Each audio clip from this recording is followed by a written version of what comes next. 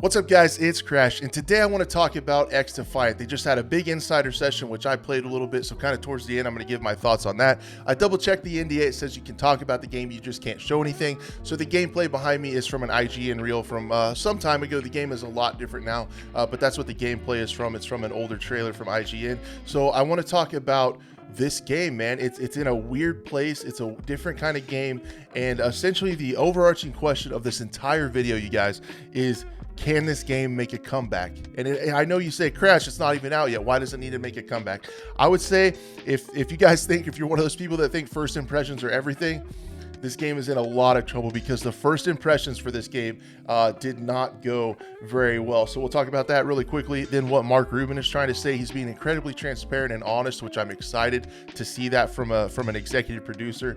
And then talk a little bit about what I think the game needs in order to stand out and be successful. So what I'm saying about those first impressions, guys, you probably saw it when the Tom Clancy's XDefiant, back when that moniker was on there, the worldwide reveal trailer did not do well. 33,000 dislikes compared to 15,000 likes. And I think the main reason for this, right, is they slapped the Tom Clancy name on there. And essentially when you look at the game with like the punk rock kind of look to it, the bright colors and everything, it does not feel synonymous with the Tom Clancy universe. So people are going to get upset with it. And when you look at it, it makes you think, you know, even if that upsets you or not, if you look at it, if anyone looks at this, they're going to be like, you're just slapping Tom Clancy's name on there to get sales, right? To get people to play it. It's just, they're just slapping it on there to get more people interested in it, which is definitely kind of a big cop out and a huge reason, in my opinion, why this first impression didn't go well. And essentially, everyone would have known that unless you're an executive at Ubisoft, I guess. It's just common knowledge. Like anyone could have told you if you said, hey, we're going to put this game out and call it Tom Clancy's XDefiant. What do you think? Literally everyone in the know would have been like, not a good idea, guys. Except them, they thought it was great. They put it out. So what we have now is they're in kind of a big hole in the eye, you know, of the community. And Mark Rubin, who you may have heard of, he worked almost 10 years over at Infinity Ward as an executive producer most of that time on a lot of the Call of Duty, some of the fan favorites from back in the past. So he knows his way around the FPS community a little bit, and he basically took it upon himself to be incredibly approachable, transparent, and honest on Twitter, which if nothing else, I'm kind of rooting for this game, even if I don't play it very much in the end, that it works and they come back from this and the community loves this game, and more companies, more studios become more transparent and honest, and maybe this could be a blueprint for how companies can communicate better, because we've wanted that with a lot of franchises. And if this game is good or not, I definitely commend Mark on this, and it's incredibly refreshing to see. So before this insider session, this play test, now keep in mind this is the first time where consoles are included on the play test. It's been PC only up until that point. They also threw crossplay all in at once in this whole thing. So even before this went out, Mark started to try to put people's minds at ease, or excuse me, I think he was trying to put people's expectations in check just a little bit, which I appreciate. It wasn't all hype train. He basically said the team and I at Ubisoft are making a multiplayer FPS called XDefiant. We are solely focused on making a great and fun arena shooter, no BR. We are not moving to a new game after this. We are going to keep making this game better and better. That is all. So he's kind of assuring people that they're going to keep working on this game, and hopefully it doesn't turn into another Ubisoft Hyperscape.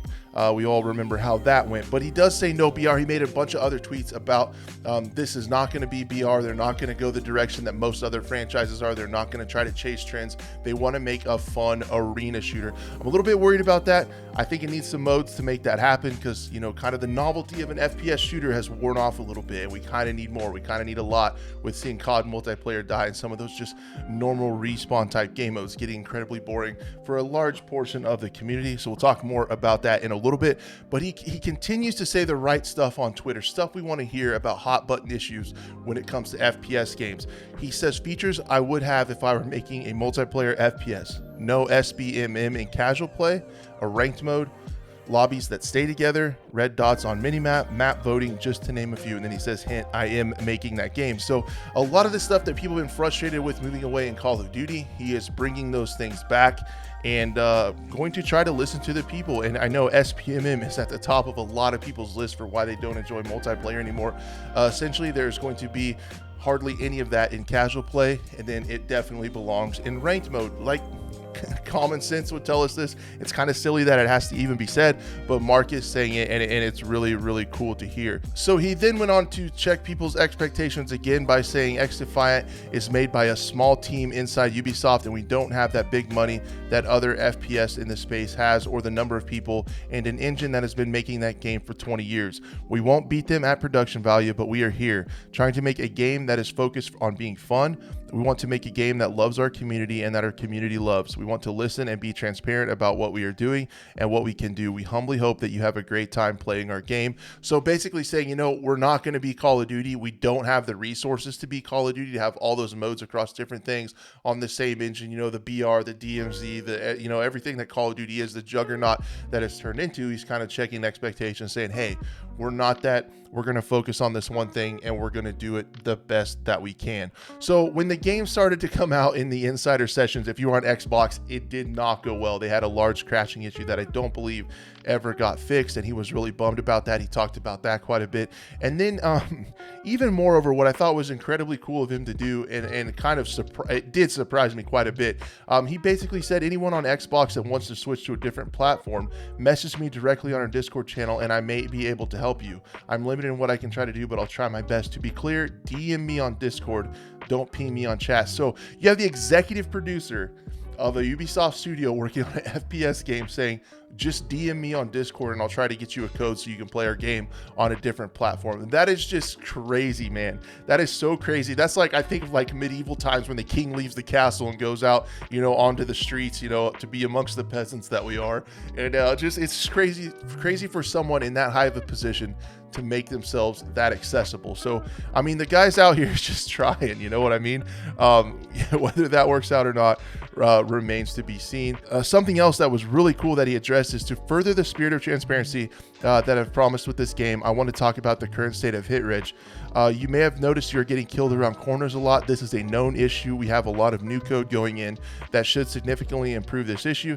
Trust me, it's one of our #1 tasks right now, but I just want to address it even though there won't be any changes to it for this test. Now, how many shooter games have you guys played? Battlefield, Tarkov, where the hit reg and the netcode is incredibly rough and the studios don't say anything.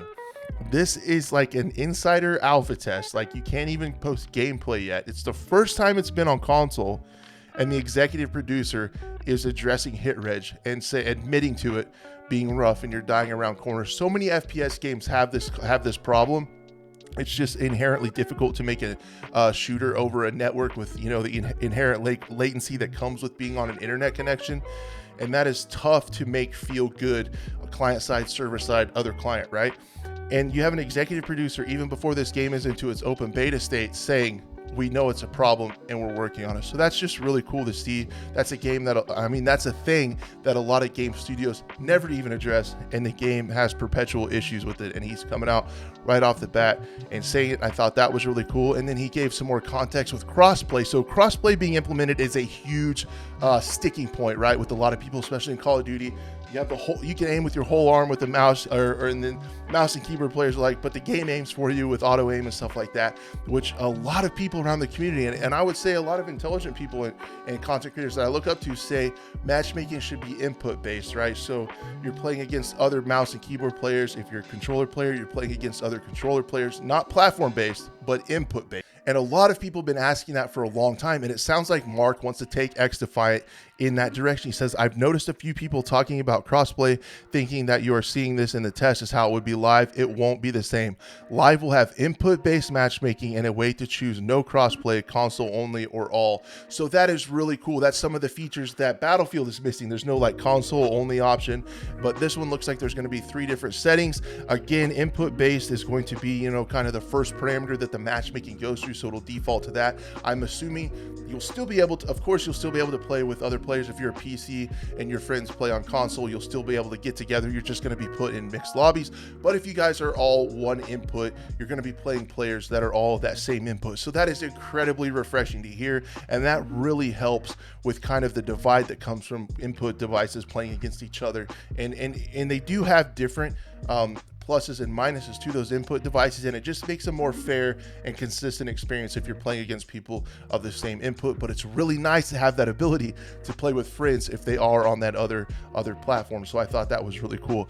Now, when it comes to the test itself, you guys, I played this thing. I got a few matches into it, not a ton. I actually, my first child was born just a few days ago, so I didn't get a ton of time with it, but I was able to hop into it and play a few games, and it really does feel like an older Call of Duty. I think, you know, what we always do is we always compare it to other games, right? And I would have to compare it to some of the newer Black Ops titles, especially with the specialist abilities in there and the time to kill being longer than like Modern Warfare.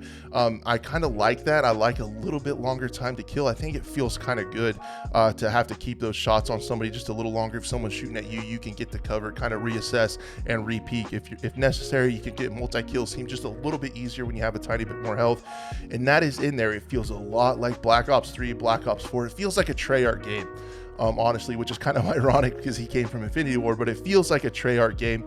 But the modes are a little bit stale, in my opinion. They seem like modes that have been done, and I think for this game to succeed, it really needs a search and destroy or bomb defusal type mode like that with that round-based strategy. I think if you cooled off the charge rate for some of the ultimate abilities, it would give them more weight. There would be a little bit more tactics put into when to use it, when not to use it, and then the majority of the rounds would be about gunfights, about positioning, about comms and strategy.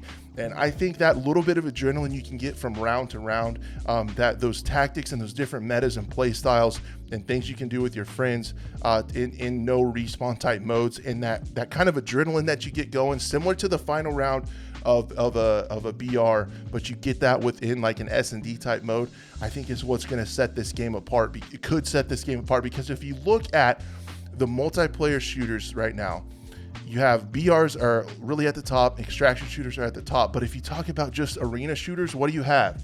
You have CSGO and Valorant are huge bomb type modes. Rainbow Six Siege going into year 8, still being supported, still as it's kind of dropped a little bit and plateaued, still way more people are playing that game now than at launch. It doesn't look like the traditional big launch bump and then drop off. Those games that have that staying power are those games with those bomb defusal type modes. I just really think this game needs that. It would be a lot of fun, and then it would find itself a niche. Like the escort mode has kind of been done in Overwatch. The domination and a lot of those other modes, those linear modes, and even like there's a hardpoint type mode. Call of Duty has done that for years. I think this game has a unique opportunity to a different take on a bomb mode, and I talked about it just a little bit. I said that in a tweet, and Mark actually answered me. He said, I hear you. I love S&D and want to put something like that in. We also want to try to find some new modes that feel similar. And these maps are really long for that escort type game mode. I think if you had maybe something like a mini breakthrough with limited or no respawns, where, you know, if you attacked the bomb and blew them up, it would move closer to the defender's base. With these big linear maps, they could actually do something where they move the bomb sites throughout the map, and I think that would be really cool and add a ton of replayability. So I'm praying for a no respawn mode, a round-based bomb defusal mode in this game, and that will be, you know, kind of it will have its own niche, I feel like, because of that longer time to kill, right? If you think about Valorant and CSGO, they have that different style of aiming, right? Where you don't necessarily ADS, they have the bloom with the crosshair, and then they have their kind of own style. And then if you think S&D and Call of Duty, they have a really fast time to kill. Same with Rainbow Six Siege, really fast time to kill, and a lot of the specialists and stuff. So this would be a bomb type mode with a little bit longer time to kill, and it would be really interesting to see how that played, and I really hope they go that route. But for what they're doing, I thought it played fairly decently well for what it is. It was nice to see a lot of maps. It already has quite a few maps in this early playtest, so it's going to be good to see where it goes. I just hope they add something, that game has something to set itself apart, because right now it feels a tiny bit generic, but it did feel good to play something else that's not Call of Duty, that's not Battlefield 2042, and have some fun. There was some fun to be had in there. I just worry with, you know, the normal respawn modes that we've had for years in all other games, this game could get stale incredibly quickly. So let's hope it comes up with something cool. Let's hope it comes up with a suspenseful round-based competitive mode. That's what I want to see. What do you guys think is going to turn this around? Given what Mark has said, are you coming around a little bit, getting past that initial launch trailer that was kind of universally disliked, or do you think this game is in big trouble? I would love to hear from you. If you've made it this long, this video lasted way longer than I thought it would. Thank you so much for watching. If you enjoy FPS content, consider subscribing. If you want to support the channel, keep your wallets closed. Just be a friend, tell a friend, and we'll see you guys later on. Thank you so much.